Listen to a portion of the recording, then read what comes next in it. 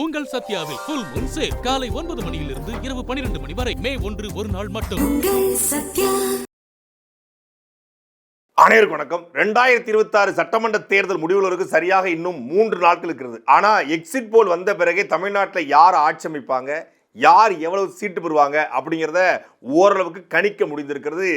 இது வெறும் கருத்து கணிப்பு தான், இது ஒன்றும் முடிவு கிடையாது. இந்த கருத்து கணிப்புங்கிறது கடுப்பு கணிப்பு.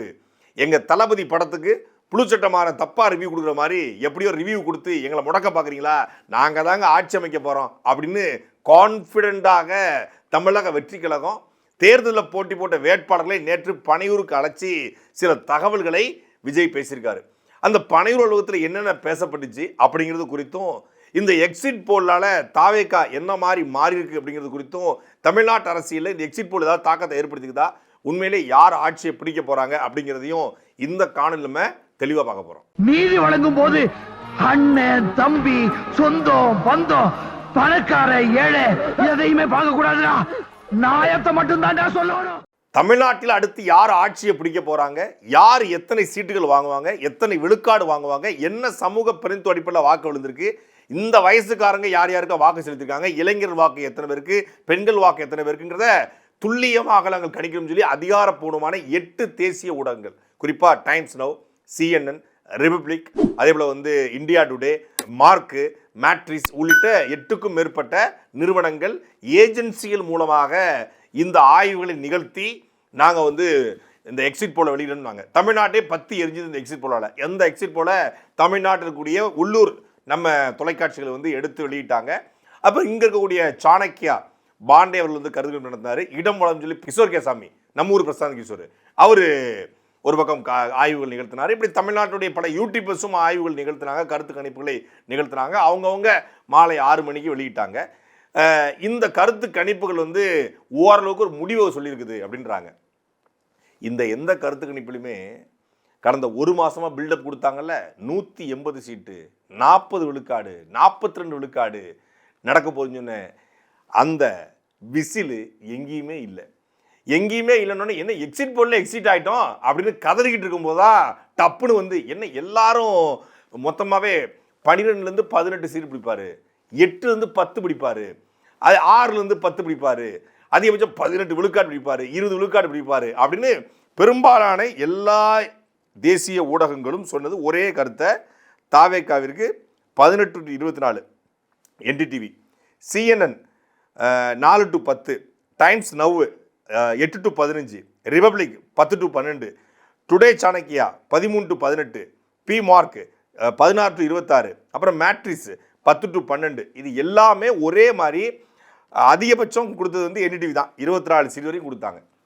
24 சீட்டு எந்தெந்த தொகுதியில் வரும் அது யாருன்னு சொல்லலை. 24 சீட்டு வரும்னா ஒரு கணக்கு இல்லை. பெண்ணாத்தூரா, கீழ்பெண்ணாத்தூரா, இல்லை கீழ்வேலூரா, இல்லை திருவண்ணாமலையா, இல்லை ஆர்கே நகரா, இல்லை கொளத்தூரா, இல்லை சேப்பாக்கமா, இல்லை திருச்சி கிழக்கா, இல்லை திருநெல்வேலியா, தூத்துக்குடியா, எங்கே இந்த 18 தொகுதி, எங்கே இந்த 24 தொகுதி யாருன்னு சொல்லலை. 24 வரும். எப்படிங்க வரும், எங்கேருந்து வரும்? இந்த தொகுதியில் வரும். இந்த தொகுதியில் இவர் இத்தனை விழுக்காடு வாங்குவார்னு கணக்கு பண்ணால் அது எக்ஸிட் போலு, அது கருத்து கணிப்பு. ஒரு தொகுதியை எடுத்து வச்சு அந்த தொகுதியில் திமுக, அதிமுக, தாவேகா, நாம் தமிழர், நோட்டா, பிற சுயேட்சைகள் இவங்கெல்லாம் இப்படி வழங்குவாங்க அப்படிங்கிறத கணிச்சா அது கணிப்பு. இந்த கணிப்பு எல்லாமே இந்த ஜோதிட ரத்னங்கள், ஜோதிட சிகாமணிகள், ஜோதிட பூசன், ஜோதிட விபூஷன், ஜோதிட ரத்னாக்கள், ஜோதிட மாமணிகள்லாம் இருக்காங்களே, இவங்க கணிக்கிறது எப்படி இருக்குமோ அதே மாதிரி கமலஹாசன் ஜாதகம் பால் ஒரு ஜாதகமே கிடையாது. இந்த ஜாதகத்துக்கு நல்ல காலம் பிறக்க போது, தமிழ்நாட்டு ஆள்றதுக்கு அஜித்குமார் ஜாதகத்தில் சிஎம் ஆக போறாரு, முதல்வர் ஸ்டாலின் ஜாதகம் இந்த ஜாதகம் விளங்காது, சீமான் ஜாதகம் இப்படி இருக்கலாம் அப்படி இருக்கலாம், அவருக்கு அங்கே அதுக்கு ஊரில் 6 இருக்காரு, இவர் 7 இருக்காரு, இவர் 8 இருக்காரு, இவர் 9 இருக்காரு, இப்படி உருட்டுவாங்கல்ல. அதாவது தலைப்புள்ள ஆம்பளை பிள்ளை, தப்புனா பொம்பளை பிள்ளை அப்படின்னு சொல்கிற மாதிரியான ஜோசியக்காரங்கள் சொல்கிறது போலவே இந்த எக்ஸிட் போலும் கருத்து சொன்னாங்க. இதில் ஒருத்தன் வடக்க போனால் ஊருக்குள்ள ஒருத்தன் தெக்க போவான்னு சொல்லுவாங்கல்ல, அது மாதிரி ஒருத்தன் மட்டும் என்ன பண்ணால் இதை எப்படி வியாபாரமாக மாற்றுறது, எப்படி காக்கி பேண்ட்டையும் வெள்ளைச்சட்டையும் கொடுத்து ஒருத்தன் வியாபாரமாக மாற்றினானோ, எப்படி ஒருத்தர் விசில உடனே அடித்து வச்சு வியாபாரம் மாற்றினானோ, எப்படி உடனே மஞ்சள் சிவப்பு வேட்டியை வச்சு பல்வேறு துணிக்கடைகளை வியாபாரமாக பண்ணி விட்டாங்களோ, அதே போல ஒருத்தன் வியாபாரம் பண்ணியிருக்கான், ஆக்சிஸ் மை இந்தியா. பெரிய வியாபாரத்தை பார்த்துட்டான். என்னன்னா அவன் வந்து இந்த இந்தியா டுடேக்கு இந்த ஏஜென்சி வந்து ஆக்சிஸ் மை இந்தியா வந்து ஒரு எடுத்து கொடுக்குறான். அதில் தான் தாவேக்காக்கு கிட்டத்தட்ட 98லேருந்து 120 தொகுதிகள், திமுகவுக்கு 92லேருந்து 110 தொகுதிகள், அதிமுகவுக்கு 22 32. இவன் ஒருத்தன் மட்டும்தான் தாவேக்காக்கு 120 தொகுதி கொடுத்து எலிவேஷன் கொடுத்தவன். இவன் மட்டும் ஏன்டா அப்படி கொடுத்துருக்கான் அப்படின்னு பார்த்தா மற்ற யாரும் கொடுக்கல, நான் கொடுத்தேன். ஏன்டா என்ன கொடுத்தேன் கேட்டாங்க, கொடுத்துட்டுட்டான். ஏன் கேட்டாங்க, காசு கேட்டாங்க, கொடுத்தாங்க, கொடுத்துட்டுட்டான். உடனே இந்த தாவேக்காவோட அணில் குஞ்சுகள், அரசியல்னா என்னன்னே தெரியாது இந்த அணில் குஞ்சுகள் இருக்கு இல்லையா, எடுத்து போடுறாங்க. சிஎன்என்னோ, டைம்ஸ்னவோ, ரிபப்ளிக்கோ, டைம்ஸ் ஆஃப் இந்தியாவோ இல்லை மற்ற யாருமே களத்தில் இல்லை. ஆனால் இந்தியா டுடே மட்டும் தான் களத்தில் இருந்தாங்க. இந்தியா டுடே சார்பாக ஒரு நெறியாளர் ஒருத்தங்க இருக்காங்க, ஒரு செய்தியாளர். அவங்க என்ன பண்ணாங்க, தமிழ்நாடு முழுக்க இது பண்ணாங்க. 2 சீமானவர்களே, ஸ்டாலின் அவர்களே, பல்வேறு தரவுகளை பேட்டி எடுத்தாங்க. அவங்க பேட்டி எடுக்காத ஒரே ஆள் விஜய் மட்டும் தான். ஏன்னா விஜய் எவனாலையும் பேட்டி எடுக்க முடியாது, இவரைக்கும் பேட்டி கொடுத்ததே கிடையாது. அப்போது அவங்களே இவன் பார்த்துருக்கான். விஜய் கூட்டத்துக்குலாம் அவங்க போய் பேட்டிலாம் எடுத்தாங்க. அவங்க விஜய் ரசிகருடைய கருத்தெல்லாம் எடுத்து பதிவு பண்ணாங்க. அப்போது அவங்கள வந்து எடுத்து போட்டு களத்தில் இருந்தது இவங்க மட்டும்தான், அதனால் இவங்க சொல்கிறதா சரியான கருத்துனாங்க. அதுக்கு அவங்க பதில் சொல்லியிருக்காங்க, இது நாங்கள் எடுத்தது கிடையாது, ஆக்சிஸ் மை இந்தியாங்கிறது ஒரு தனி ஏஜென்சி, அவங்க கொடுத்ததை நாங்கள் வெளியிட்டிருக்கிறோம், இதுக்கும் என்டிடிவிக்கும் சம்மந்தமே இல்லை, மே 4 பாருங்கன்னு இருக்காங்க. மே 4 உங்களுக்கு சம்பவம் இருக்குடா அப்படிங்கிறத மறைமுகமாக அந்த செய்தியால் சொல்லியிருக்காங்க. இந்த ஆக்சிஸ் மை இந்தியா கொடுத்ததை வச்சுக்கிட்டு தளபதி நம்ம 120 வரப்போகிறோம், 110 வரைக்கும் திமுக வரும்னு சொல்கிறாங்க. ஒருவேளை நம்ம வேட்பாளரில் திமுக விலை கொடுத்து வாங்கிட்டா என்ன பண்ணுறது? நம்ம வேட்பாளர் திமுக விலை கொடுத்து வாங்குறதா? அது எப்படி நடக்கும் தளபதி? ஏற்கனவே நம்ம வேட்பாளர் நம்ம விலை கொடுத்து வாங்கி தான் நிப்பாட்டியிருக்கோம். அதிமுகலேருந்து, திமுகலேருந்து, பிஜேபிலேருந்து, ஆர்எஸ்எஸ்லேருந்தும் நீ எம்எல்ஏ ஆகிடுவ, உனக்கு செலவு காசு தரேன்னு சொல்லி நம்ம காசு கொடுத்து வாங்கிக்கோம். யோ என்ன மாம்சு இவ்வளோ கூட்டம் இருக்குது, ஆட்டோ அடமான வச்ச காசில் தலைக்கு 10 ரூபா கொடுத்து கூட்டு வந்திருக்கேன், ஷோ நல்லா இருந்தால் நம்ம பெர்ஃபார்மன்ஸ் நல்லா இருந்தால் அவன் 10 ரூபா தரான், நம்ம பெர்ஃபார்மன்ஸாக நல்லா இருக்காடா அப்படிங்கிற மாதிரி நம்ம ஏற்கனவே இந்த வேட்பாளரை போகிறோம், காசு கொடுத்தா கொண்டு நிப்பாட்டியிருக்கிறோம், அவன்கிட்ட கொஞ்சம் காசு வாங்கியிருக்கிறோம். இப்போ அவன் 5 கோடி 10 கோடி செலவு பண்ணியிருக்கான், திடீர்னு 20 கோடி 25 கோடி தரன்றான், ஒரு வேட்பாளருக்கு 50 கோடி தரன்றாரு அப்படின்னா விலைக்கு போயிட்டா என்ன பண்ணுறது? இல்லையே, என்னுடைய ஃபேன்ஸு, என்னுடைய விர்ச்சுவல் வாரியர்ஸு, என்னுடைய புரட்சியாளர்கள்லாம் வந்து போக மாட்டாங்களே, அதெல்லாம் ஒன்றும் மாதிரி கிடையாது, பேச்சுவார்த்தை நடத்திட்டு இருக்காங்க. ஜெயிச்சா நான் போகிறேன், நாங்கள் செலவு பண்ணலேருந்து 5 மடங்கு கொடுத்தா நாங்கள் போகிறது தயாராக இருக்கோம்னு சொன்னதுனால தான் நேற்று எல்லா வேட்பாளரையும் கூட்டு வச்சு விஜய் பேசியிருக்காப்புல. இந்த மாதிரி ஜெயிச்ச உடனே நீங்கள் வெற்றி பெற்றீங்கன்னா உடனடியாக கிளம்பி நீங்கள் பனையூருக்கு வந்துடணும், வேறு எங்கேயும் போயிடக்கூடாது. ஜெயிச்ச உடனே வேறு எந்த பக்கமும் நீங்கள் போகக்கூடாது, வீட்லையும் தங்கக்கூடாது, வெளியே தங்கக்கூடாது, நேராக வந்துடணும். எதுக்கு இதை பற்றி அப்படி பண்ணி பேசுகிறீங்க? விலை கொடுத்து எவனும் விலை கொடுத்து வாங்கிடக்கூடாது அப்படிங்கிறதுக்காக கான்ஃபிடென்ட்டாக இருங்க, வெற்றி நிச்சயம், நல்லதே நடக்கும்னாரு. ஆனால் தன் வேட்பாளர் மேலே கான்ஃபிடன்ஸ் இல்லாமல், தன் வேட்பாளர் மேலே நம்பிக்கை இல்லாமல் ஜெயிச்ச உடனே எல்லாரும் பனையூருக்கு ஓடிவாங்க. இது வரைக்கும் தமிழ்நாட்டு அரசியலில் எந்த தேர்தலும் அறிவிச்சது இல்லை. ஜெயிச்ச உடனே வந்து வெற்றி சான்றிதழ் போய் வாங்குவாங்க, அங்கே கூடிய மாவட்ட ஆட்சியர்கிட்ட, தேர்தல் நடத்தும் அதிகாரிகிட்ட வெற்றி சான்றிதழ் வாங்குவாங்க. மறுநாள் 2 நாளில் வந்து ஜெயிச்ச கட்சிகள் அது ஆளுங்கட்சியாக வந்தால், பெரும்பான்மை எடுத்தால் அவங்க வந்து ஆளுநர் மாளிகையில் அவங்களுக்கான பதவி பிரமாணம் நடக்கும். ஆளுநருக்கு வந்து நாங்கள் பெரும்பான்மை நிரூபிச்சிட்டோம்னு சொல்லி அவங்க வந்து கடிதம் அனுப்புவாங்க, சபாநாயகரை தேர்ந்தெடுத்து. இதான் ப்ரொசீஜர். ஆனால் ஜெயிச்ச உடனே எல்லாரும் கிளம்பி பனையூருக்கு வா. எதுக்கு? பனையூர் வச்சு மொத்தமாக லாக் பண்ணுறதுக்கு. இதை பார்த்தவனுக்கு எனக்கு என்ன தெரியுமா தோணுச்சு, இந்த எல்லா மவன் செயல்னு ஒரு படத்தில் வண்டு முருகனுங்கிற ஒரு கேரக்டர் இருக்கும், வடிவேலு. அப்போ வந்து நம்ம போகிறதோ போர்க்களம், இந்த போர்க்களத்தை நீங்கள் புறமுதிக்கிட்டு ஓட மாட்டேன்னு சொல்லி சத்தியம் பண்ணுங்கடா அப்படிம்பாப்புல. உடனே எல்லாரும் இப்படி இருப்பாங்க, என்ன கேப் இது, ஓ இதான் நீங்கள் வைக்கிற ஆப்பா, பண்ணுங்கடா சத்தியத்தை அப்படிங்கிற மாதிரி. வடிவேல் வந்து தன் கூட இருக்கிற ஆட்கள் தான் வண்டு முருகன் சத்தியம் வாங்குற மாதிரி நேற்று 234 பேர் கூட்டு வச்சு உங்களில் யாராவது ஜெயிச்சா எல்லாரும் பனையூருக்கு வாங்க என்று சொல்வதற்கு பெயர் என்ன? அவநம்பிக்கை. தன்னுடைய தொண்டர்களை, தனக்கு உண்மையாக இருப்பவனை, மக்களுக்கு உண்மையாக இருப்பவனை, நேர்மையாக இருப்பவனை களத்தில் இறக்கி விட்டுருந்தா, அவன் வேட்பாளராக தாவேக்கால நின்றுருந்தா அவன் விலகுவானா? உயிரே போனாலும் 100 கோடியை கொட்டி கொடுத்தாலும் நாம் தமிழ் கட்சிக்காரன் அந்த கட்சியிலேருந்து விலகி போவாங்களா? அதாவது களத்திலேருந்து வெளியேறுவாங்களா? கட்சியிலேருந்து வேற கட்சிக்கு போகிறது வேறு விஷயம். ஆனால் வெற்றி பெற்ற பிறகு, இல்லை களத்தில் இறக்கி விட்ட பிறகு அந்த களத்தை விட்டு வெளியேறுவது, பணத்துக்காக வெளியேறுவது நாம் தமிழ் கட்சி நடக்காது. திமுகலையும் எனக்கு தெரிஞ்சு பெருசாக நடந்தது கிடையாது. அதிமுகலேருந்து கட்சி தாவல் நடந்திருக்கு, அந்த எம்எல்ஏக்கள் விலைக்கு வாங்கியிருக்காங்க 2019 காலகட்டம் 17 காலகட்டத்தில். ஆனால் அம்மையார் ஜெயலலிதா இருக்க வரைக்கும் இந்த மாதிரி நடந்ததே கிடையாது. வட மாநிலங்களில் இது போல் வந்து வேட்பாளர்களை விலைக்கு வாங்குவது, எம்எல்ஏக்களை விலைக்கு வாங்குவது, இதெல்லாம் சர்வசாதாரணம் நடக்கும். அப்படி நடந்துடக்கூடாது. ஒருவேளை பிஜேபியோ ஒருவேளை அதிமுகவோ தன் வேட்பாளர்களை விலை பேசிடும்னு ஒருத்தன் நினைக்கிறான்னா தன் வேட்பாளர்கள் பலகீனமாக இருக்காங்கன்னு அவன் நினைக்கிறான். இவன் விலை போயிடுவான்னு அவன் நினைக்கிறான். ஏன்னா அவன் 5 கோடியை செலவு பண்ணியிருக்கிறான். 5 கோடியை செலவு பண்ணிவிட்டு 50 கோடியை காட்டினா 100 விழுக்காடு அவன் ஓடி போவான். ஏன்னா இவரே வேட்பாளர்களை பல கட்சியிலேருந்து ஏதோ ஒரு ஆசையை காட்டி தான் இழுத்து கொண்டு நிப்பாட்டிருக்காரு.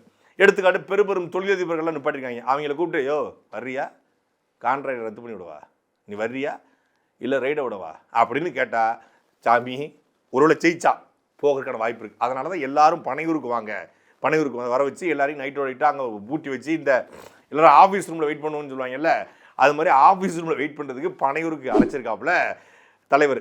ஆனால் இதில் என்ன பெரிய காரியம்னா அதுக்கு முதல்ல ஜெயிக்கணும். ஜெயிச்சாதான் வர முடியும். இவங்க ஜெயிக்கிறதெல்லாம் தாண்டி இவங்க இன்னொரு கனவு கோட்டைக்கு போயிட்டாங்க. 180 தொகுதிகளுக்கு மேலே ஜெயிக்க போகிறாரு. ஏன்னா தமிழ்நாடு முழுக்க கண்ணா பின்னான்னு ஓட்டு விழுந்திருக்கு, எண்ணுக்கடங்காத ஓட்டு விழுந்துக்குது. எவனை கேட்டாலும் தாவே காண்றான், எவனை கேட்டாலும் தாவே காண்றான் அப்படின்னு நீ கேட்குறவனா தாவேக்காரனை கேட்டுக்கிட்டு இருக்க. அதனால் எவனை கேட்டாலும் தாவேக்காக ஓட்டு போட்ட மாதிரி உங்களுக்கு தெரியுது. உண்மை என்ன, கலை யதார்த்தம் என்ன அப்படிங்கிறது இன்னொரு 2-3 நாளில் தெரிய ஆரம்பிச்சிடும்.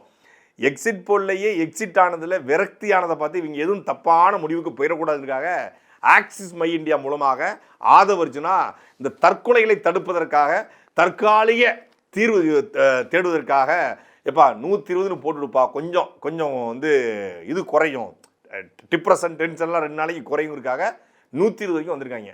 இப்போ தேர்தல் அந்த 8 மணிக்கு ஆரம்பித்து கொஞ்சம் கொஞ்சமாக போக அந்த டிப்ரெஷன் அந்த டென்ஷன்லாம் அவங்களுக்கு குறையிறதுக்கான வாய்ப்புகள் நிறைய இருக்குது. அப்போ அவங்கள ஒரு மைண்ட் செட்டுக்கு வந்துடுவாங்க, ஓ இதான் நடக்க போகுது. முதல்ல 42% சொன்னாங்க. என்டிஆர் எம்ஜிஆருக்கு அப்புறம் இவர் தான் பெரிய புரட்சி பண்ண போகிறாருன்னாங்க. இப்போ என்ன சொல்லிட்டு இருக்காங்க அப்படின்னா அவர் எவ்வளவு சீட் எடுத்தாலும் அவர் தான் கிங் மேக்கருன்ட்டாங்க. முதல்ல கிங்காக போகிறாருன்னாங்க, அப்புறம் இப்போ எவ்வளோ சீட் எடுத்தாலும் அவர் தாங்க கிங் மேக்கரு. விஜய் வந்து இன்றைக்கி தீவிரமாக ஆலோசனை பண்ணிட்டு இருக்காப்லையா. என்ன ஆலோசனை அப்படின்னா ஒருவேளை திமுக அதிமுக, அதாவது திமுக 70 to 80, அதிமுக ஒரு 80 to 70 வந்து நம்ம ஒரு 60 வந்தோம்னா 3க்குமே யாருக்குமே பெரும்பான்மை கிடைக்காது. அந்த நேரத்தில் நாம கிங் மேக்கராக இருக்கணும். துணை முதலமைச்சர் 2.5 வருஷம் ஆட்சி, இது ஏற்கனவே அதிமுக பேசுனது தான், அதை கேட்கலாம் அப்படின்னு சொல்லி அவர் முடிவெடுத்திருக்காராம். எடப்பாடி பழனிசாமினா யாருன்னே தெரியாமல் இவங்க வந்து அந்த மாதிரி 2.5 வருஷம் துணை முதலமைச்சர் அப்படின்னு நினச்சிருக்காங்க. திருப்பி மொத்தமாக களைச்சி விட்டுட்டு புது தேர்தல் நடத்துவாங்க இல்லை ஒழிய இவருக்கு 2.5 வருஷம் துணை முதலமைச்சர் கொடுக்கறதுக்கு எந்த கட்சியும் தயாராக கிடையாது. அதுக்கான வாய்ப்போ களமோ 100 விழுக்கிறது கிடையாது. அதுக்கு சீட்டு பெறணும்ல, துணை முதலமைச்சரும் 2.5 வருஷம் கேட்கறதுக்கு சீட்டு பெறணும், வாக்கு பெறணும். விஜய் நிச்சயமாக வாக்கு பெறுவார், மாற்றுக்கிறதே கிடையாது, வாக்கு பெறுவார். அவர் வந்து ஒரு 15 to 20 விழுக்காடு வாக்குகளை கூட பெறுவதற்கான வாய்ப்புகள் இருக்குன்னு பல பேர் சொல்கிறாங்க. அது ஒவ்வொரு தொகுதிக்கும் மாறுபடுதுன்றாங்க. சென்னைக்குள்ளே அப்படி ஒரு தாக்கத்தை ஏற்படுத்தலாம், வட மாவட்டங்கள் போகும்போது வேறு மாதிரி இருக்குது, தென் மாவட்டம் போகும்போது வேறு மாதிரி இருக்குது, டெல்டா பக்கம் போகும்போது வேறு மாதிரி இருக்குது. அதாவது அடிப்படை அரசியல் புரிதல் இல்லாத அத்தனை பேரும் விஜய்க்கு ஓட்டு போட்டான். அரசியல்னால் என்னென்னே தெரியாதுங்க எங்களுக்கு அரசியலை தெரிஞ்ச ஒரே நாள் விஜய் தாங்க, எங்களுக்கு வேறு யாருமே பிடிக்கல, ஒன்று பிடிக்கும் அப்படிங்கிறவங்க மட்டும் விஜய்க்கு ஓட்டு போட்டிருக்கான். அது தமிழ்நாடு முழுக்க பரவலாக அந்த ஓட்டு விழுந்திருக்கு, அதில் மாற்றுக்கிறதே கிடையாது. ஆனால் இது அதிகாரத்தை பிடிச்சிரும், இது ஆளுங்கட்சியாக வந்துடும், இவர் முதலமைச்சர் ஆயிடுவார். என்னன்னே தெரியாத ஒருத்தன், அதாவது 2 தொகுதியில் போட்டி போட்டு 2 தொகுதியிலையும் வெல்லலாம், 2 தொகுதிக்கு போகலான்னு நினைக்கிற ஒருத்தன், அஞ்சலியம்மாள் பேரில் வந்து நீதிமன்றம் அமைக்கலான்னு நினைக்கிற ஒருத்தன், திமுக 2000 தருது, அதிமுக 2500 தருவேன்னு சொல்கிற ஒருத்தன், 10 லட்சம் கோடி கடன் இருக்குன்னு சொல்லிட்டு இவர் போடுற பட்ஜெட்டுக்கு கிட்டத்தட்ட 10 லட்சம் கோடி வருஷம் கடன் வாங்கணும். அப்படிப்பட்ட பட்ஜெட்டை போடுற ஒருத்தன் எந்த இடத்துலையும் மாற்றம் இல்லைன்னு தெரிந்தும் ஒருத்தங்க ஓட்டு போட்டிருக்கான்னா அவன் அரசியல் புரிதல் இல்லாத ஒரு கூட்டம், அரசியலும் என்ன தெரியாத கூட்டம். அந்த கூட்டம் போட்டிருக்கு. திமுக பிடிக்காது, அதிமுக பிடிக்காது, ரொம்ப நாள் அவங்க ஏமாத்திட்டு இருக்காங்க. அதனால நாங்கள் தாவேக்காக்கு போட்டோம், மாற்றம் வரணும்னு போட்டோம். மாற்றம் வரணும்னு ஏன் போட்ட? மாற்றம் வரணும் இதுக்கு முன்னாடி ஏன் போடலை? ஏன்னா அவங்களாம் எனக்கு தெரியல, விஜய் எனக்கு தெரிஞ்சிருக்கேன், அவர் நடிக்கிறாரு, பாட்டு பாடுறாரு, டான்ஸ் ஆடுறாரு, சினிமாவில் இருக்காரு, அதனால் எனக்கு அவர் கனெக்டிவாக இருக்காரு, என்னோட அவர் பெரிய ஹீரோவாக இருக்காரு. நான் செய்ய முடியாத அவர் செய்கிறாரு, நான் அடிக்க முடியாத அவர் அடிக்கிறாரு, நான் ஆட முடியாத அவர் ஆடுறாரு, நான் பாட முடியாத அவர் பாடுறாரு, நான் போட முடியாத அவர் போடுறாரு, அதனால் அவருக்கு நான் போட்டேன். அதாவது இவங்க வாக்கு வாங்குறது, இவங்க தொகுதியில் வெல்றது கூட பிரச்சனை இல்லைங்க. ஆனால் இந்த செங்கோட்டையெல்லாம் 40-50 ஆண்டு காலமாக அரசியல் கூடிய செங்கோட்டைன்னு சொல்லப்பட இது விசில் புரட்சி தேர்தலாம். இந்த மூஞ்சிக்கு எது தளபதி விஜய் மூஞ்சிக்கு 2 கோடி வாக்கு தமிழ்நாட்டில் இருக்கான். அப்படி புரட்சி நிகழ்த்துற அளவுக்கு சார் பண்ண செயலை தான் சொல்ல முடியுங்களா? செங்ஸ் ப்ரோ, புரட்சிங்கிற வார்த்தைக்கு உங்களுக்கு அர்த்தம் தெரியுமா? புரட்சினா தீரன் சின்னமலை இருக்கார்ல, சாதாரண குடியில பிறந்து குடிமக்களை ஒருத்தரா பிறந்து மிகப்பெரிய வெள்ளை படைய எதிர்த்துன்னு சண்டை போட்டார்ல, அதுக்கு பேர் தான் புரட்சி. பெரிய சாம்ராஜ்யத்தை எதிர்த்து ஒரு சாமானியர்களுடைய ஒரு படையை கட்டி எதிர்த்து சண்டை போடுறதுக்கு பேர் புரட்சி. ஒரு அர்ஜென்டினால பிறந்த சேகுவேரா கியூபாவுக்கு போய் போராடி அந்த மக்களுக்கான விடுதலையை பெற்றுத்ததுக்கு பேரு புரட்சி. எளிய பின்னணியா பிறந்து சிங்கள சாம்ராஜ்யத்து ஓட்ட துப்பாயில தொடங்கி ஒரு பெரிய இயக்கத்தை கட்டமைத்து உலகத்தின் 24 நாள் இது சண்டை போட்ட எங்கள் தலைவன் பண்ணது புரட்சி. வெள்ளைக்காரனை எதிர்த்து மிக இந்தியா முழுக்க ஆட்களை ஒருங்கிணைத்து இந்திய தேசிய இராணுவத்தை கட்டமைத்து நேதாஜி சுபாஷ் சந்திர போஸ் செஞ்சது பேரு புரட்சி.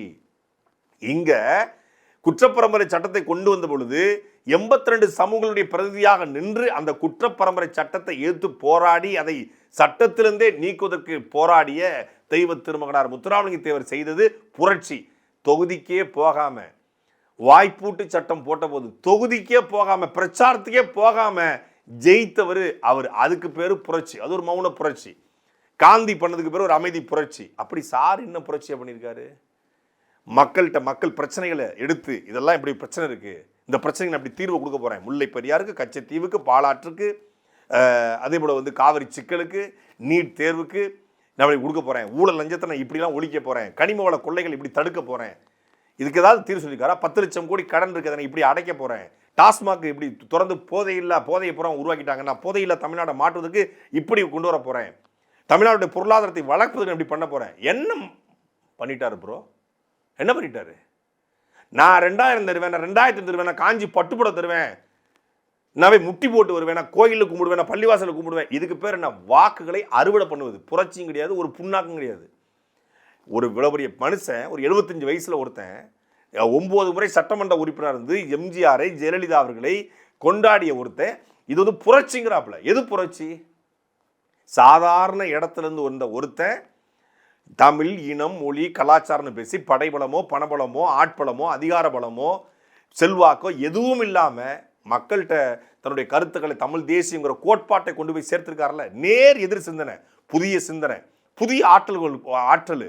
திராவிடத்துக்கு நேர் மாற்றாக, தேசியத்துக்கு நேர் மாற்றாக, இந்திய தேசியத்துக்கு நேர் மாற்றாக, எல்லாத்துக்கும் நேர் மாற்றாக ஒரு புதிய தத்துவத்தை, ஒரு புதிய சிந்தனையை, புதிய கோட்பாட்டை உருவாக்கி அதன் மூலமாக தமிழ்நாட்டில் 8.2 விழுக்காடு வாக்களை பெற்று இன்னைக்கு தமிழ்நாடு முழுக்க லட்சக்கணக்கான வேட்டை கொண்டு போய் தன் தத்துவத்தை சேர்த்துக்கிற சீமானவர்கள் செய்திருப்பதுக்கு பேரு புரட்சி. இதுக்கு பேர் புரட்சியா? கொடைக்கானல்ல டூர் போயிருக்காங்க மக்கள், நிம்மதியா இருக்கணும், வெயிலின் தாக்கம் அதிகமா இருக்கு, கோடை விடுமுறை விட்டுட்டாங்க பள்ளிக்கூடத்துலன்னு சொல்லி சுற்றுலா போன அந்த மக்களுக்கு இடையூறு ஏற்படுத்துற மாதிரி அங்க போய் நின்றுக்கிட்டு பைத்தியக்கார பசங்க அங்க போய் பொது இடத்துல, அதாவது ஒரு பொது புத்தின்னு ஒன்று இருக்குல்ல, ஒரு கட்சி கூட்டத்தில் அவன் தாவேக்கான்னு கத்துறான், டிவிகேன்னு கத்துறான், இல்லை விஜய்னு கத்துறான், கத்தி தொலை. பொது இடம் ஒரு கொடைக்கானல்ங்கிற பொது இடம், நிம்மதி தேடி போறான். பல பேர் வந்து டிப்ரெஷன்ல போறான், மன அழுத்தத்துல போறான், வெயிலின் தாக்கத்துல ஏதோ 4 நாள் பிள்ளையோட பொண்டாட்டி பிள்ளையோட சந்தோஷமா இருந்தாலும் போலாம். அங்க போய் நின்றுக்கிட்டு டிவிக்கே உயின்னு விசில் அடிக்கிற இதை எடுத்து சமூக வலையில போட்டு பாருங்க, எங்க போனாலும் டிவிக்கே தான்.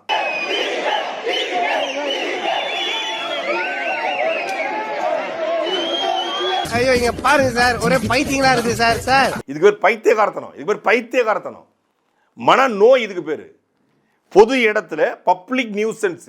இந்த மாதிரி கூட்டாக பொதுமக்களுக்கு அங்க வந்து கேரளாக்காரங்க வந்திருப்பாங்க, ஆந்திராக்காரங்க வந்திருப்பாங்க, கர்நாடகாரங்க வந்திருப்பாங்க, வெளிநாட்டுக்காரங்க வந்திருப்பாங்க, வெளி மாநிலத்துல வந்திருப்பாங்க, எவ்வளவு பேர் வந்திருப்பாங்க. அவங்களுக்கு வந்து இந்த அரசியல் தெரியாம வந்திருக்கலாம். அவங்க கிட்ட போய் நீ கத்துறதும், குழந்தைகிட்ட போய் கத்துறதும், பெரியவங்கிட்ட போய் கத்துறதும், அதாவது அங்க குரங்குகள் இருக்கும், எல்லாமே இருக்கும். இப்படி கத்துறது, குப்பாடு போட்டு கத்துறது. அதை ஒருத்தன் வந்து பார்த்தா டிவிக்கு கொடியை கட்டிட்டு கொடைக்கானலில் போகிறான், சரக்கு பாட்டை தூக்கி அப்படி சரசரன்னு வெளியே எறிகிறான். காரணம் வந்திருக்கு, அப்படி தூக்கி வெளியிடான். இதுதான் நீ வந்து இந்த சமூகத்துக்கு கற்றுக் கொடுத்தா? இதுக்கு பேர் தான் புரட்சியா?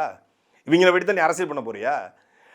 கொடைக்கானலில் கத்துறானுங்க. அந்த பக்கம் பார்த்தா காலகாலமாக 1000 ஆண்டுகளாக நடந்து கொண்டிருக்கிற கள்ளழகர் திருவிழா. இன்னைக்கு மதுரையில் கழகர் வைகை ஆற்றுல இறங்குறாரு. அந்த திருவிழாவில் மதுரையில் கூடிய மொத்த கட்சிக்காரன் வருவான்ல, மதுரையில் இருக்கக்கூடிய மக்கள், அவங்க எல்லா கட்சியிலும் இருப்பான். அவன் கம்யூனிஸ்டில் இருப்பான், திமுக இருப்பான், அதிமுக இருப்பான், நாம் தமிழர் இருப்பாங்க, பிஜேபியில் இருப்பாங்க, ஆர்எஸ்எஸ்ல இருப்பான், எல்லா கட்சியிலையும் இருப்பான், காங்கிரஸில் இருப்பான், ஆம் ஆத்மியில் இருப்பான், எல்லா கட்சிகளும் இருப்பான். ஆனால் மதுரைக்காரனா வந்து நிற்பான்.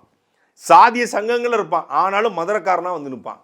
அமைப்புகள் இருப்பான். ஆனாலும் மதுரக்காரன் எவனாவது ஒருத்தன் இது வரைக்கும் நாங்க இந்த சாதி, இந்த கட்சி, இந்த அமைப்பு என்னைக்காவது இத்தனை ஆண்டுகள் கள்ளழக திருவிழா நடந்திருக்கு, இத்தனை ஆண்டுகள்ல ஒரு திமுக காரன் திமுக கொடியை பிடிச்சான், ஒரு அதிமுக காரன் ஒரு அதிமுக கொடியை பிடிச்சான், ஒரு பிஜேபி காரன் பிஜேபி கொடியை காட்டினா, ஒரு நாம் தமிழ் கட்சிக்காரன் புலிக்கொடியை காட்டினான்னு எங்கேயாவது பார்த்துருக்கோமா? ஆனா இந்த தற்குறி பரதேசிகள் இன்னைக்கு மதுரை கள்ளழக திருவிழாவில் போயிட்டு இந்த தாவேகா கொடி தூக்கி காட்டுறான். எவ்வளவு பெரிய அயோக்கிய பெருக பாருங்க.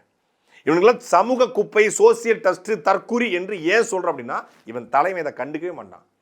அவன் 6 மணிக்கு மேலே அவன் எதையுமே கண்டுக்க மாட்டான், பகலில் எதை பற்றியும் கண்டுக்க மாட்டான். இந்த தற்குறிகள் கொடைக்கானலில் போய் கத்துது, கள்ளழக திருவிழா போய் கத்துறான், தேட்டருக்கு போனால் கத்துறான், எங்கே பார்த்தாலும் சரி. அதாவது பொது கல்லூரியில் கத்திக்கிட்டு இருந்தான் இவனுக்கு கண்டுக்கலை. திரையரங்களை கத்துனாங்க, கல்யாண மண்டபங்களை கத்துனாங்க, நேரு ஸ்டேடியத்தில் போய் கத்துனாங்க. இப்போ கோவில் திருவிழாக்களில் பொதுமக்கள் கூடக்கூடிய கோவில் திருவிழாக்களில் சட்டையை கலட்டி போட்டு தாவேக்க கொடியை பிடிச்சி டிவிக்கேன்னு கத்துறான். அந்த கள்ளழகர் திருவிழாவில் டிவிக்கேன்னு கத்துறான். கள்ளழகருக்கு தெரியுமாடா டிவிக்குங்கிறது? அதில் சமஸ்கிருத மந்திரமா இல்லை கள்ளழகரை போற்றக்கூடிய மந்திரமா என்னதுன்னு புரியலையே. இது எதுக்கு அப்படி கத்த வேண்டிய தேவைன்னு இருக்கு? அப்போ இவனுக்கு என்ன? அரசியல் படுத்தப்படாத கூட்டம். எங்கே எதை பண்ணணும்? அது இடம் பொருள் ஏவல்னு ஒன்று இருக்கு. இதை இந்த இடத்துல செய்யணும்னு இருக்கு. நீ உன் கட்சி கூடத்தில் கத்து, உன் கட்சி பனையூர் வீட்டு வாசலில் போய் கத்து, பகல் முழுக்க கத்திக்கிட்டு சாவு, நீ யாரும் நீ கேட்க போகிறது இல்லை. இல்லை உன் கட்சி அலுவலகத்தில் போய் கத்தி தொலை. பொது இடத்துல கத்துவதற்கு உனக்கு எவன்டா உரிமை கொடுத்தது? எவன்டா அனுமதி கொடுத்தது? முதல்ல இந்த காவல்துறையெல்லாம் இந்த மாதிரி கத்துறவன் எதுக்கு நீங்கள் வேடிக்கை பார்த்துட்டீங்க? பொதுமக்களில் 4 பேர் ஒரு நல்லவங்க இருக்க மாட்டாங்க. நானும் என் பக்கத்தில் இருந்து எவனா இந்த மாதிரி நியூசன்ஸ் பண்ணால் அட்டி மூஞ்சி வரலாம் பேத்து விட்டுருவேன். யார் அவங்களுக்கு நம்மளை அனுமதியை கொடுத்தது? கொடைக்கானல போய் கத்துறது, பொதுத்தை கத்துறது, எவனுமே இதை கேட்க மாட்டாங்க. யார் நம்மளை கேட்பா? உன்னை இந்த நாடே உங்களுக்கு பட்டா போட்டு கொடுக்கப்பட்டுச்சா? எவ்வளோ ஒரு ஆபத்தான கூட்டம் நடந்துகிட்டு இருக்கு பாருங்க.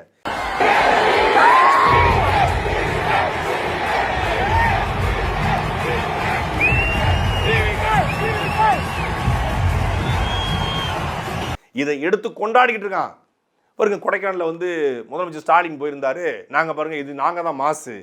இப்படி கொடைக்கானலில் போய் 100 பேர் சேர்ந்து கொடைக்கானலில் நவல்பட்டு விஜய் தான் காசு போட்டு தனக்கு வேலை பார்த்தவங்களாம் அனுப்பிச்சிருக்காப்புல காரில். பொதுமக்கள்லாம் கத்தலை. நவல்பட்டு விஜய் தாவேக்காரனுக்கு காசுக்கு சாப்பாடு வாங்கி கொடுத்து, பீர் வாங்கி கொடுத்து, இங்கிருந்து காசு போட்டு அனுப்பிச்சிட்டாப்புல பஸ்ஸில். அவன் போய் கத்திட்டு ஒரு வீடியோ போட்டு வந்துட்டான். இவ்வளோதான் அரசியல். நேராக போகிறது, தாவேக்கா கொடியை பிடிக்கிறது, டிவிக்கே புடுங்கினக்கே அப்படின்னு கத்திட்டு கிளம்பி வந்துட்டாங்க. இது ஒரு ரீல்ஸ் போட்டு வியூஸை வாங்குறது. இதுக்கு பேர் அரசியல் அவன் நினச்சிக்கிட்டு இருக்கான். இது எவ்வளவு தப்பான, அநாகரிகமான, அயோக்கியத்தனமான, மனநோய் பிடித்த கூட்டம். நமக்கு பிந்தைய தலைமுறை இருக்கல, முந்தைய தலைமுறை 60 வயசு 70 வயசுக்காரங்க, அவங்கள பார்த்து நான் நினச்சிக்கிட்டு இருந்தேன், இவங்கெல்லாம் ஓட்டுக்கு பணத்தை வாங்கிட்டு ஓட்டு போடுறதுனால தான் அந்த நாடு நாசமாயிடுச்சுங்க. இந்த 60 வயசு 70 வயசுக்காரங்க செத்துட்டாங்கன்னா நாடு நல்லா இருக்கும். இது எல்லாருக்கும் பல பேர் நினைப்பாங்க. இந்த 35 வயசு 40 வயசு ஆளுகள் எல்லாம் நினைக்கிறது நமக்கு முந்தைய தலைமுறை ரொம்ப மோசமாக இருக்குது. திராவிடம், கருணாநிதி, ஜெயலலிதா, எம்ஜிஆர்னு போய் நாசமாயிட்டாங்க. இவங்களால தான் நாடே நாசமாக போச்சு. எப்போ பாரு திமுக அதிமுக ஓட்ட போட்டு நாட்டை நாசமாக்கிறாங்க. இவங்கெல்லாம் செத்துட்டா நாடு நல்லா இருக்கும்னு பல பேர் நினச்சிக்கிட்டு இருந்தான். இந்த 2K கிட்ஸு ஜென்சிங்கிற பேரில் வந்த, ஜென்சியில் அறிவார்ந்த, சமூகத்தை நேசிக்கக்கூடிய, இயற்கையை நேசிக்கக்கூடிய, தமிழை நேசிக்கக்கூடிய பல லட்சக்கணக்கான இளைஞர் இருக்கான். இந்த ஜென் ஜோம்பிஸ் இருக்கு பாருங்க, தாவேக்கா ஜோம்பிஸ். இவங்கள பார்த்த பிறகு இந்த முந்தைய தலைமுறை தெய்வமாக தர்றாங்க. எப்போ இவங்க எவ்வளோ பரவாயில்ல போல இருக்கு. இந்த தலைமுறை புதிய ஒரு தலைமுறை, இளைய தலைமுறை பிறந்து மாற்றத்தை உருவாக்கிடும் நினச்சிக்கிட்டு இருந்தா வர்ற தலைமுறை புறம் விசச்செடியாக வளருது. புறம் கள்ளி செடியா, அரளி செடியா, புறம் கத்தாழ முள்ளு செடியாக வளர்ந்துக்கிட்டு இருக்கு. இதை பூரா என்ன பண்ணுது? வெட்டி சீர்திருத்த வேண்டிய தேவை ஏற்படுது. இல்லைன்னா தமிழ்நாடே ஒரு காட்டு செடி போல, சீம கருவளை மரம் நிறைஞ்சிருக்கு போல தமிழ்நாடே ஒரு விசச்செடி நிறைந்த மாநிலமாக மாறக்கூடிய வாய்ப்பு மிக விரைவில் இருக்கு. இதை திருத்தல் அப்படின்னா, ஏன்னா மிக மோசமான ஒரு தலைமுறை உருவாயிருக்குது. அவனுக்கு பொது நாகரிகம், சபை நாகரிகம், அரசியல்னா என்ன, அரசியலையும் சினிமாவையும் பிரித்து பார்ப்பது, சினிமா நடிகனையும் கட்சி தலைவனையும் பிரித்து பார்ப்பது, சினிமா நடிகனையே தலைவனாக பிரித்து பார்ப்பது, எதுவுமே தெரியல. இது இங்கே தான் தெரியலன்னு பார்த்தா இது உலகம் முழுமைக்கு இருக்கு. இந்த தற்கொலை கூட்டர்களா உலகம் முழுமைக்கும் இந்த தற்கொலை கூட்டம் அங்கங்கே பரவி கிடக்குது. அங்கங்கே திருத்துறாங்க, அங்கங்கே சில ஆட்கள் திருத்துறாங்க. இப்போ ஈழத்தில் ஒரு ஆசிரியர் அவர் வகுப்பறையில் பாடம் எடுக்கிறாரு. வகுப்பறையில் பாடம் எடுக்கும்போது அவர் சொல்கிறாரு, நடிகன் வேறு, அரசியல்வாதி வேறு. நீ சினிமாவில் பார்க்குற, சினிமாவில் அவன் நல்லா இருக்கான், சினிமாவில் நல்லவனாக நடிக்கிறான், சினிமாவில் நல்லது செய்த போல நடிக்கிறான், சினிமாவில் அவன் மக்களுக்கு உதவி செய்வான்னு நினச்சானா அவன் அரசியலே இப்படி பண்ணுவான், கட்சி தொடங்கி இப்படி பண்ணுவான்னு நினைக்காத. சினிமாக்காரன் வேறு, அரசியல்வாதி வேறு. சினிமாக்காரன் அரசியல்வாதியாக வந்தா, சினிமாக்காரன் தலைவனாக வந்தா, அவன் அந்த சினிமாவில் இருந்தது போலவே நல்லவனாக இருப்பான்னு நினைக்கிறதுக்கு பேர் தான் முட்டாள்தனம். அப்படி போயிடாதீங்களா. இதே சினிமாக்காரன், இதே நடிகன், இதே நீங்கள் கொண்டாடுற இந்த விசை ஐநாவுக்கு கையெழுத்து கேட்கும் போது நான் ஏன் போடணும்னு கேட்டவன் தான். அதே போல் வந்து ஈழத்தமிழுக்கு நிதி கேட்கும் போது 500 ரூபா கொடுத்தவன் தான். அப்படிப்பட்ட ஒருத்தரை நீங்கள் கொண்டாடுறதுன்னு சொல்லி ஈழத்தில் ஒரு ஆசிரியர் பாடம் எடுக்கிறாரு. 10,000 பேருக்கு பாடம் எடுக்கக்கூடிய ஆயிரக்கணக்கான அறிவார்ந்த இளைஞர்களை உருவாக்கிய ஒரு ஆசிரியர் ஈழத்தில் உட்கார்ந்துருக்காரு. ஆனால் தமிழ்நாட்டு ஆசிரியர்கள் பல பேர் தற்குறியாக இருக்காங்க. நீங்கள் விஜய நடிகனாக கொண்டாடுங்க, அரசியல்வாதியாக கொண்டாடுங்க, ஏன் உங்களுக்கான தலைவனாக கூட கொண்டாடுங்க, மாற்று கருத்தே இல்லை. ஆனால் விஜயை கொண்டு போய் முருகரோட ஒப்பிடுவது, எந்த முருகரோட? தமிழ் முப்பாட்டன் முருகரோட ஒப்பிடுவது. விஜய் தமிழ்நாட்டை காக்க வந்த முருகரான், விஜய் இன்னொரு அம்பேத்கரான், விஜய் இன்னொரு அண்ணாதுரையான். அண்ணாதுரை, அம்பேத்கர், முருகர் மாதிரியே மறு அவதாரம் எடுத்து பிறந்துக்காரன். யார் இவர்? இந்த நொன்னை, இந்த முகரக்கட்டை முருகர், இவர் அம்பேத்கர், இவர் அண்ணன். சொல்றது யாருன்னு பார்த்தா ரத்தன் மண்டில் வெற்றிவேல். யாருன்னு பார்த்தா ஜோசியன். உலகத்திலே ஜோசியக்காரனை ஸ்போக்ஸ் பர்சனாக வச்ச ஒரே ஒரு கட்சின்னு தாவைக்காதாங்க. இவன் ஜோசியக்காரன். இந்த ஜோசியக்காரன் ஒரு கட்சியினுடைய ஸ்போக்ஸ் பர்சன், அவன் கட்சியினுடைய வந்து செய்தி தொடர்பாளர். அப்போ இந்த கட்சி எப்படி இருக்கும்? ஜோசியக்காரன் வேலை என்ன? குரு இங்கே இருக்காரு, ராகு இங்கே இருக்காரு, கேது இங்கே இருக்காரு. அதான் இருக்கிட்ட நீ எங்கடா இருக்க? குரு இருக்காரு, ராகு இருக்காரு, இந்த 27 நட்சத்திரங்கள் அந்த அது இங்கே இருக்கு. இதெல்லாம் டேய் எந்த காலத்தில் வாழ்ந்துட்டு இருக்கோம்? உலகத்தில் 820 கோடி மக்கள் வாழ்கிறான். 860 கோடி மக்களில் 150 கோடி மக்கள் வாழ்கிற இந்த நாட்டை தான் ஜாதகம், ஜோசியம், மண்ணாங்கட்டி, புண்ணாக்கலாம். இந்த ட்ரம்ப் உட்காந்து ஜாதகம் பார்த்துட்டு இருக்காரா? இந்த கட்டத்தை இதை வச்சா இது பண்ணிடலாம். அப்போனா ஈரான் அமெரிக்கா போரில் நிப்பாட்டுக்கு எந்த கட்டம்னு சொல்கிறா? இந்த பரிகாரத்தை பண்ணால் இது நின்றும். அப்போ ஈரான் அமெரிக்கா போகிற நிப்பாட்டுக்கு என்ன பரிகாரம்னு சொல்லிடா பார்ப்போம். பரிகாரம் பண்ணணும். சத்குரு சம்கார யாகம், சத்குரு சம்கார யாகத்தை இப்போ ஈரானை நடத்தினா, அமெரிக்காவுக்கு எதிராக நடத்தினா அமெரிக்கா அழிஞ்சிருமா? பாலஸ்தீனத்தில் உட்காந்து இஸ்ரேலுக்கு எதிராக ஒரு சத்குரு சம்கார யாகத்தை போட்டோம்னா பாலஸ்தீனம் அழிஞ்சிருமா? நாங்கள் ஈழத்தில் போய் உட்காந்துக்கிட்டு சத்குரு சம்கார யாகம், எங்களை எதிர்க்கு அழிச்சோம்னா சிங்கப்பூரம் செத்துருவானா? பைத்தியக்காரங்கடா. யாகம் நடத்துவது அரசியல் அல்ல, தியாகம் செய்வதுதான் அரசியல். நம்முடைய தலைவர்கள் அத்தனை பேரும் தியாகம் செய்து அரசியல் வந்தார்கள். ஆனால் இப்போ யாகம் செய்து அரசியலுக்கு வராங்க. யாகம் செய்த அரசியல் வேணுமா, தியாகம் செய்கிற அரசியல் வேணுமா அப்படிங்கிறதா இங்கே இருக்கிற கேள்வி. காமராஜராக இருக்கட்டும், கக்கனாக இருக்கட்டும், ஜீவானந்தமாக இருக்கட்டும், சிங்காரவனாக இருக்கட்டும், ரெட்டமலை சீனிவாசனாக இருக்கட்டும், அயோத்தாச பண்டிதராக இருக்கட்டும், ஐயா முத்துராமலிங்க தேவராக இருக்கட்டும், காமராஜராக இருக்கட்டும், எல்லோரும் தியாகம் செய்தார்கள். யாரும் யாகம் செய்யலை. இங்கே சத்குரு சம்கார யாகம். நேற்று சத்குரு சம்கார யாகம். நான் அப்பவே சொன்னேன், அவர் முருகன் கோயிலுக்கு போனது காரணமே வேளாங்கண்ணிக்கு போகிறதுக்கு தான் அப்படின்னு. ஐயோ அப்படிலாம் கிடையாது, அவர் மதசார்பற்ற சமூக நிதி அப்படின்னாங்க. திருச்செந்தூருக்கு போனாப்புல, அப்புறம் சீரடிக்கு போனாப்புல, நாளைக்கு வேளாங்கண்ணி, நாளை கழிச்சு நாகூர் தர்கா. நீ மக்களை நம்பி அரசியலுக்கு வரியா, இல்லை இந்த சாமியில் போகிற நம்பி வர்றியா? அப்படின்னா நேரடியாக ஓட்டப்புறத்தி நாகூர் தர்காவில், வேளாங்கண்ணியில், திருச்செந்தூர் முருகன் கோயிலில், சீரடியில் போய் கட்டுக்க வேண்டியதானே. எதுக்கு மக்கள்கிட்ட கேட்கணும்? இது மக்களுக்கு மக்களை எதுக்கு பிரச்சாரம் பண்ணணும், எதுக்கு பரப்புரைக்கு வரணும், எதுக்கு ரோட் ஷோ போகணும், எதுக்கு சைக்கிளை தூக்கணும், எதுக்கு கையாட்டணும், எதுக்கு 41 பேர் சாகணும், எதுக்கு காருக்கு பின்னாடி ஓடி வந்து 54 பேர் சாகணும், எதுக்கு போகணும்? கோயிலாக போயிருக்கலாம்ல. அதாவது ஒரு பூமர் டு த கோருமாங்க. கோவிலுக்கு போகிற தப்பே இல்லை. ஆனால் கோவிலுக்கு போகிறதே வாழ்வியலாக ஒருத்தன் வச்சுருக்கான்னா அவன் ரொம்ப தப்பான பையன்.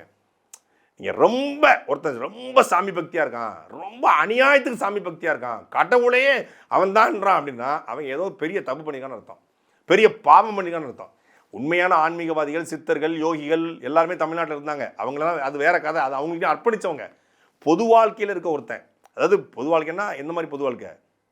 பொதுவான வாழ்க்கை, புலங்கிற வாழ்க்கையில் இருக்கிற ஒருத்தன் எல்லாத்தையும் பண்ணிட்டு மனைவியை அடித்து விரட்டிடுவார், மகளை கண்டுக்க மாட்டார், மகனை கண்டுக்க மாட்டார்.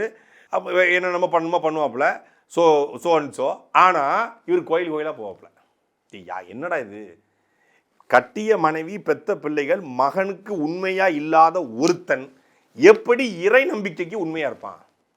அங்கே திருச்செந்தூரில் போய் நான் இந்து அப்படின்னு எழுதி கொடுத்து வராப்புல, நான் இந்து மதத்தை ஏற்றுக்கொள்கிறேன்னு. அப்புறம் வேளாங்கண்ணி கோயிலுக்கு எப்படி போறீங்க? அப்புறம் நாகூர் தர்காவுக்கு எப்படி போகிறீங்க? சீரடிக்கு எப்படி போகிறீங்க? இவர் தான் சிறுபான்மை காவலர். இந்த சிறுபான்மை ஒரு பிரச்சனை, இந்த விஜய் வந்து நிற்பான். எங்கே நிற்பான்? சீரடியில் நிற்பான், நாகூர் தர்காவில் நிற்பான், திருச்செந்தூரில் நிற்பான். தமிழகத்தை காப்பாற்ற வந்த ஒரு கடவுள் தான், முருகர் தான் இந்த விஜய். பாவத்துடைய உச்சத்தில் நாம் இருக்கோம். இன்னொரு பெரியார் வேணும், இன்னொரு அண்ணாதுரை வேணும். அந்த அண்ணாதுரையும் பெரியார் தான் என்னை பொறுத்த வரைக்கும் விஜய். கடவுள் தலைக்கு பின்னால் ஒளிவட்டம் தெரியும்னு சொல்லுவாங்க பாருங்க, அவருக்கு பின்னால் ஒரு ஒளிவட்டம் இருக்கு. அந்த ஒளிவட்டம் இந்த சமுதாயத்தை காப்பாற்ற போகுது. தன் வாழ்நாளில் 54,000 புத்தகங்களை படித்தவர், ஒரு இடத்துல அறை எடுத்தா கூட பக்கத்துல நூலகம் எங்க இருக்குன்னு கேட்டு தான் அறை எடுப்பாரு அண்ணல் அம்பேத்கர். அரசியலமைப்பு சட்ட சாமானிய குடும்பத்துல பிறந்து எந்த தீண்டாமை தன்னை எதிர்க்கிறதோ அந்த தீண்டாமைக்கு எதிராகவே சட்டத்தை ஏற்றி இந்தியாவுடைய பாராளுமன்ற வாசல்ல கோட் சுட்ட எந்த பாராளுமன்றத்தில் நுழைய முடியாத அளவுக்கு இருந்ததோ அந்த பாராளுமன்ற வாசல்லையே கோட் சுட்டோட அரசியலமைப்பு சட்டத்தை கொண்டு போய் கொடுத்தவர் இந்தியாவுடைய சட்டத்தை எட்டிய சட்ட மாமேதை அம்பேத்கர். அந்த அம்பேத்கரோட இந்த தற்குறிப்பையில் ஒப்பிடலாமா? தமிழ்நாட்டு அரசியலில் பெரிய பணக்கார கட்சியான காங்கிரஸ் கட்சியை வீழ்த்துவதற்கு 18 ஆண்டு காலம் ஒரு பேசியே தமிழ்நாட்டில் தன் கால்படாத கிராமங்கள் இல்லை என்ற நிலைமைக்கு உருவாக்கி தன் சொற்பொழிவின் மூலமாக மக்களை ஈர்த்து அதன் மூலமாக தமிழ்நாட்டை 12 ஆண்டுகால திமுகவை கொண்டு வந்த அறிஞர் அண்ணாதுரை. அவர் இருந்த வரைக்கும் ஒரு நேர்மையான ஆட்சி நடந்துச்சு. அந்த அறிஞர் அண்ணாதுரையோடது அறிவுகட்ட இந்த விஜயை ஒப்பிடலாமா? முருகன் யாரு, விஜய் யாரு? முதல்ல முருகனை மறு அவதாரமா இவர் முருகனுடைய மறு அவதாரம். எல்லாம் சொல்றது உங்களுக்கு, டேய் நீங்க 5 பைசா காசு வாங்கி புழைங்கடா, 500 கோடி 100 கோடி வாங்கிக்கோங்க விஜய்கிட்ட. நீங்க அது இப்போ வாங்குறதுக்கு விஜயனுடைய பெல் போல நல்ல பெல்லே கிடையாதுங்க. அவரால் ரொம்ப அப்படி இருக்கும் இப்படி இருக்கும், விஜயனுடைய இது நல்லா இருக்கும் அது நல்லா இருக்கும், நீ வாசிச்சுட்டு போ, நீ என்னன்னாலும் வாசி, தப்பே கிடையாது. ஆனால் எங்கள் முன்னோர்களை அவமானப்படுத்துகிற கேவலப்படுத்து அவர் ராஜராஜ சோழன் போல, அவர் ராஜேந்திர சோழன் போல, அவர் கரிகால் சோழன் போல மக்களுக்காக தன்னுடைய உயிரையே அர்ப்பணித்து நின்றவர்களை கொண்டு போய் நீங்கள் விஜயோட உட்படலாமா? மக்கள் உயிரை பறிக்கிற ஒருத்தனை உட்படலாமா? என்ன முதல்ல என்ன இருக்குது, என்ன தத்துவம் இருக்குது, என்ன கோட்பாடு இருக்குது, என்ன லட்சியம் இருக்குது? ஒன்றுமே கிடையாது. ஒரு ஐடியாலஜியும் கிடையாது, ஐடியாவும் கிடையாது. ஐடியாலஜி இல்லாத கட்சி நிற்காது. சரி, ஐடியாவாவது இருக்கணும்ல. ஐடியாலஜி இல்லைங்க, எங்களுக்கு ஐடியாலஜி தேவையில்லை, ஊழல் ஒழிக்க ஐடியாலஜி தேவையில்லைங்க, நாங்கள் ஊழல் ஒழிப்பு தான். சரி, என்ன ஐடியா வச்சுருக்க? ஐடியாலஜி தேவையில்லைங்க, ஆத்துமல் கொள்ளை தடுக்க ஐடியா இருந்தால் போதும். என்ன ஐடியா வச்சுருக்கிற? ஐடியாலஜி தேவையில்லைங்க, தமிழ்நாடுடைய கடனை அடைக்க ஐடியா இருந்தால் போதும். என்ன ஐடியா வச்சுருக்கிற? ஐடியாலஜி தேவையில்லைங்க, மக்களுக்கு 2000 2500 பணம் கொடுக்க. சரி, கொடுக்குறதுக்கு என்ன ஐடியா வச்சுருக்கிற? வாட் இன்கம் சோர்ஸுக்கு என்ன வச்சுருக்க? எதுவுமே இல்லைங்க. எதுவுமே இல்லாமல், ஐடியாலஜியும் இல்லாமல் ஐடியாவும் இல்லாமல் ஒருத்தன் வர்றான், அவன் முருகன், அண்ணாதுரை, அம்பேத்கர்ன்றாங்க. கூச்சமா இல்லை? பெரும்பாலும் கருத்து கணிப்புகள் ஒரு சார்பு நிலை எடுத்து ஊதி பெரிதாக்கப்பட்டு எடுக்கப்படுகிறது. இந்த கருத்து கணிப்பு, இந்த ஆக்சிஸ் மை இந்தியா இருக்கு இல்லையா, கருத்து கணிப்பை எப்படி எடுத்துருக்காங்கன்னு சாம்பிள்ஸ் போட்டிருக்காங்க. ஒரு தொகுதிக்கு 190 பேர்கிட்ட கேட்டாங்களாம். ஒரு தொகுதிக்கு 190 பேர்கிட்ட சாம்பிள்ஸ் கேட்டு தாவேக்கா 120 இடத்த பிடிக்க போகுதுன்னு எடுத்திருக்காங்க. 190 பேர் அந்த பஸ் ஸ்டாண்டு சுற்றி நிற்பான்ல, பஸ் ஸ்டாண்டுக்கு ராக்கி, அவன்கிட்ட பூரா எடுத்திருக்காங்க. அவன் பூரா என்ன பண்ணியிருப்பான், இவனுக்கு தான் ஓட்டு போட்டேன்னு சொல்லியிருப்பான். உடனே அதை எழுதிட்டாங்க. சென்னையை தாண்டி அவன் போனானே தெரில, அந்த கராக்கி சென்னையை தாண்டியே போகலை. சென்னைக்குள்ளே எடுத்துகிட்டு மொத்தமாக தமிழ்நாடு முழுக்க எடுத்துன்னு சொல்லி அவன் அங்கே ரிப்போர்ட் கொடுத்து காசு வாங்கிட்டு போயிட்டான். இந்த வெயிலில் போய் எவன் போய் மக்கள்கிட்ட போய் மைக்கை நீட்டி நிற்கிறது. நானும் தான் தமிழ்நாடு முழுக்க பார்த்தேன். அன்னைக்கு எவனாவது மைக்கை நீட்டிக்கிட்டு மக்கள்கிட்ட கருத்து கட்டமாக எங்கேயா செய்திருக்கா? ஒருவே இல்லை.